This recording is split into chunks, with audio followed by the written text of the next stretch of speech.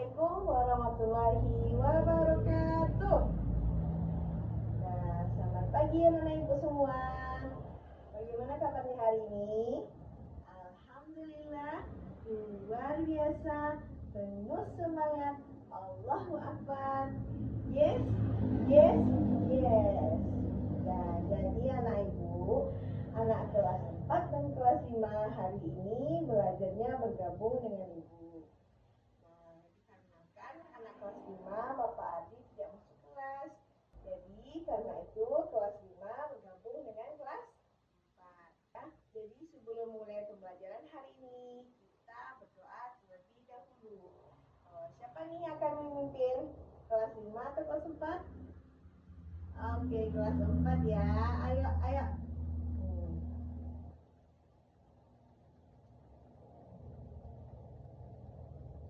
Amin. Nah, anak ibu, ada yang sudah hadir hari ini yang kelas 4? Hadir semua?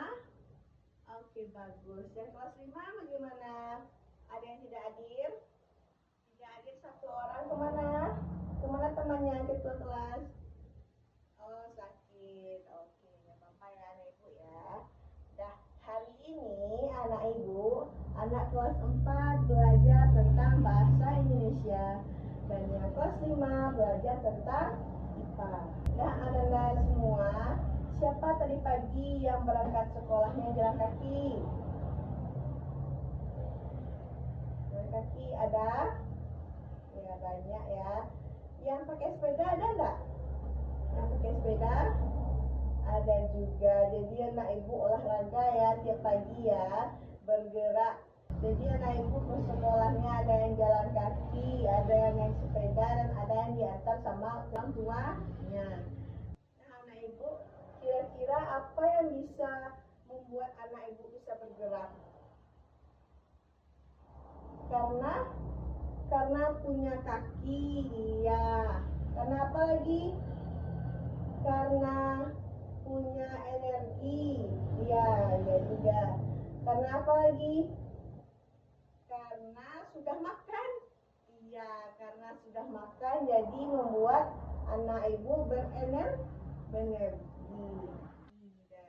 Jadi kita manusia mempunyai alat gerak. Alat gerak kita yang pertama ada kaki, lalu ada tangan. Nah, untuk anak ibu yang kelas 4 dulu ya. Ketika anak ibu membaca buku, bagian mana yang paling penting Ananda mau ketahui? Sebelum baca buku nih, sedang baca buku, bagian mana yang penting dulu yang mau diketahui? Bagian awal paragrafnya ya. Ya, bagus. Lalu untuk yang kelas 5 nih anak ibu, hewan-hewan yang ada di sekitar kita banyak ya anak ibu ya. Nah, ada banyak jenis hewan dan hewan itu mempunyai cara gerak yang berbeda. Jadi anak ibu, apa saja alat gerak yang anak ibu ketahui? Ya, seperti burung. Burung bergerak dengan menggunakan apa? Burung bergerak menggunakan sayap. Ya, burung terbang menggunakan sayap. Apa lagi? Kucing berlari menggunakan kaki. Ya, betul. Apa lagi? Ikan berenang menggunakan sirip. Oke, bagus nah ibu ya. Jadi, tujuan pembelajaran kita pada hari ini khusus kelas 4 yaitu Ananda ibu diharapkan dapat mengidentifikasi gagasan pokok dan gagasan pendukung dari sebuah teks bacaan dengan tepat. Lalu untuk anak ibu yang kelas 5 pada pembelajaran IPA pada hari ini, tujuan pembelajarannya ialah Ananda diharapkan dapat menjelaskan alat gerak dan fungsinya pada hewan dan manusia, serta dapat membedakan alat gerak aktif dan alat gerak pasif dengan benar. Nah, untuk kelas 4 pembelajaran bahasa Indonesia yaitu kita dapat menentukan gagasan pokok dan gagasan pendukung pada sebuah teks.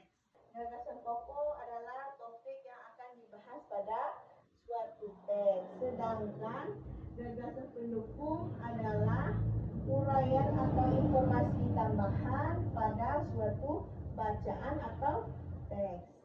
Nah, jadi coba kita lihat mana dia gagasan pokok dan gagasan pendukung. Nah, di papan tulis sudah Ibu sediakan sebuah paragraf. Bisa Ibu lihat. Kita baca sama-sama ya. Busana tari taman. Busana tari saman sangat indah. Busana tari saman terbagi atas 3 bagian. Pada bagian kepala dipakai bulang teleng dan sunting melukis. Bulang teleng adalah kain berdasar hitam berbentuk 4 persegi panjang. Sunting kepis atau tali bunga digunakan di bagian kanan kepala. Pada bagian badan dipakai baju kantong, celana, dan kain sarung. Baju kantong disebut juga dengan baju kelawar, yaitu baju bertangan pendek berwarna hitam yang disulam benang putih, hijau, dan merah. Sementara pada bagian tangan dipakai kopong, gelang, dan sapu tangan. Nah, jadi anak ibu bisa kita lihat gagasan pokok pada kalimat ini, ya, pada gagasan pokok pada paragraf ini yaitu ini bagian kalimat yang pertama ya, busana tari saman sangat indah. Nah, jadi itu yang dikatakan dengan gagasan pokok, ide utama yang dibahas pada suatu paragraf atau teks. Nah, sedangkan gagasan pendukung adalah kalimat yang ada setelah gagasan pokok. Nah, jadi gagasan pendukung ini terdiri lebih dari satu. Jadi gagasan pendukung ini maksudnya adalah ide-ide tambahan yang menjelaskan dan mendukung dari gagasan pokok. Nah, jadi bisa kita lihat perbedaan gagasan pokok dan gagasan pendukung. Nah, perbedaannya yang pertama, gagasan pokok yaitu berupa kalimat umum. Lalu yang kedua, biasanya hanya ada satu dalam paragraf. Nah, seperti ini kan, gagasan pokoknya ada satu.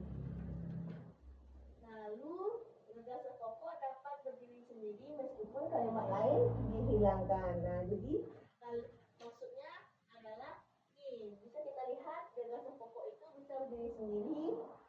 Nah, jadi maksudnya itu adalah inti dari sebuah teks, sebuah kalimat.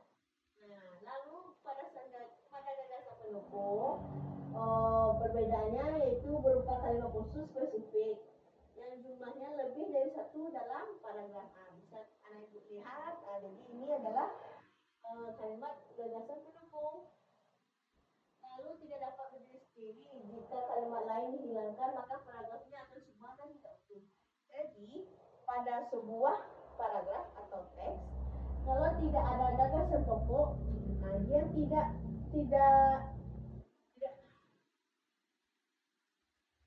kalau tidak ada gagasan pokok, dia tidak seimbang karena gagasan pokoknya tidak ada. Jadi gagasan pokok itu adalah inti dari sebuah paragraf atau kalimat. Gagasan pendukung itu adalah informasi lain dari gagasan pokok tadi. Nah, ada pertanyaan tuan ibu. Nah, jadi paham anak ibu ya. Nah, yang mana gagasan pokok dan yang mana gagasan pendukung. Lalu untuk anak-anak ibu kelas 4, silahkan dibuka buku cetak bahasa Indonesianya halaman 21. Ada teks bacaan singkat, ada 3 paragraf ya.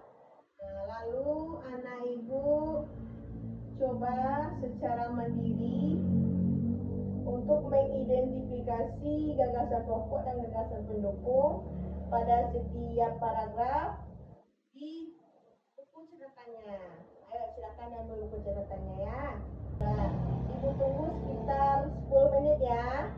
Nah, Ibu kembali dulu ke kelas 5, oke? Untuk kelas 5 pembelajaran IPA, kita untuk kelas 5 pada pembelajaran IPA hari ini, Ananda Ibu dapat menjelaskan alat gerak dan fungsinya pada hewan dan manusia. Nah, sekarang sebelum kita akan membentuk diskusi, jadi Ananda Ibu bisa lihat tempat tulis ya. Ini adalah jenis alat-alat gerak pada manusia. Ini gambar kerangka tulang manusia ya, Ibu ya. Ya, tengkorak ya. Ini adalah tulang-tulang kita yang ada di dalam tubuh kita. Nah, yang pertama nih, yang di atas kepala ada tulang dahi. Lalu yang kedua, dahi ini ya. Lalu yang kedua tulang hidung. Yang ketiga ada tulang rahang atas. Yang keempat ada tulang rahang bawah. Yang kelima ada tulang dada. Lalu ada tulang panggul, tulang hasta, tulang pengumpil, tulang telapak tangan. Nah, lalu di bawah ada tulang kepul lutut, tulang kering, tulang betis, tulang pergelangan kaki, dan tulang jari kaki. Nah, lalu ini ada tulang leher juga ya, tulang leher, tulang selangkah, tulang rusuk, tulang lengan atas, tulang punggung, tulang pinggang, tulang pergelangan tangan, tulang jari tangan, tulang paha, dan tulang tumit. Nah, jadi Ananda Ibu, di setiap kita ini, Ananda Ibu semua ini punya banyak tulang, punya banyak alat gerak. Untuk hewan, ada banyak jenis hewan kan Nana Ibu? Iya, ada banyak jenis hewan, ada hewan karnivora, ada hewan mamalia, ada apa lagi? Hewan di darat, hewan di air ya, betul. Nah, jadi masing-masing hewan kan berbeda jenisnya dan berbeda juga alat geraknya. Sekarang Ibu ada mempunyai gambar 3 hewan ya. Nah, ada 3 hewan nih. Ini hewan apa nih? Hewan burung. Ya, ini burung. Lalu ini apa? Ini adalah ikan. Ya, betul. Ini ikan. Lalu ini gambar apa ini? Gambar dinosaurus, bukan ya? Ini adalah gambar dari kerangka sapi. Nah, jadi kita akan mencoba mengidentifikasi alat gerak yang ada pada hewan. Nah, yang pertama coba kita lihat ini. Ini adalah gambar kerangka dari burung. Burung di mana dia hidupnya, Nana Ibu?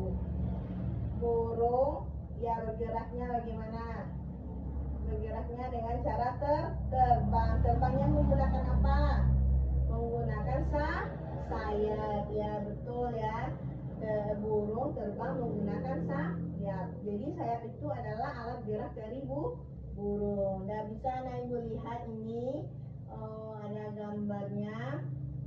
Gambar dari alat gerak burung. Kerangka burung yang pertama ini ada tengkoraknya ya. Ada tengkorak, lalu ini ada rongga mata, rahang, tulang leher, tulang rusuk, tulang dada, tulang kering. Lalu ini ada tulang sayap ya, sayap. Lalu ada sayapnya. Lalu ada una namanya ya, una. Tulang untuk sayapnya ya. Lalu ini ada radius. Lalu ada humerus. Lalu ada tulang panggul, tulang paha, tulang telapak kaki, dan tulang jari. Nah, jadi kesimpulannya, kita manusia maupun hewan mempunyai tulang dan otot. Nah, tulang dan otot itu saling melengkapi dan bekerja sama untuk melakukan pergerakan. Kerjasama antara tulang dan otot, kerjasama antar alat gerak disebut dengan sistem gerak pada manusia maupun hewan. Itu kesimpulannya gagasan pokok adalah ide utama yang dibahas dalam sebuah paragraf maupun kalimat. Lalu gagasan pendukung yaitu ide-ide tambahan yang menjelaskan atau yang mendukung dari gagasan pokok. Ya betul. Lalu yang kelas 5, apa kesimpulannya pada pembelajaran hari ini? Kesimpulannya pada pembelajaran hari ini, setiap kita, baik yang manusia maupun hewan, mempunyai alat gerak yang berupa tulang dan otot. Tulang dan otot saling melengkapi dan bekerja sama dalam melakukan gerakan. Dalam melakukan gerakan, kita menghasilkan energi yang bisa bergerak. Kaki bisa berjalan untuk manusia, burung bisa terbang, ikan bisa berenang, dan lain sebagainya. Nah, untuk tugas anak ibu di rumah yang kelas 4, silahkan kerjakan buku cetaknya, yaitu halaman 25. Nah, dikerjakan minggu depan kita bahas bersama-sama. Lalu yang kelas 5, silahkan kerjakan tugasnya di LKPD-nya halaman 15, yaitu penulisan daftar alat gerak dan fungsinya. Nah, jadi minggu depan kita bahas lagi. Mungkin dibahas sama Pak Ardi kalau udah masuk ya. Dan Ibu, karena jam kita sudah habis, jadi sekian pembelajaran kita pada hari ini. Ibu sudahi dengan wassalamualaikum warahmatullahi wabarakatuh.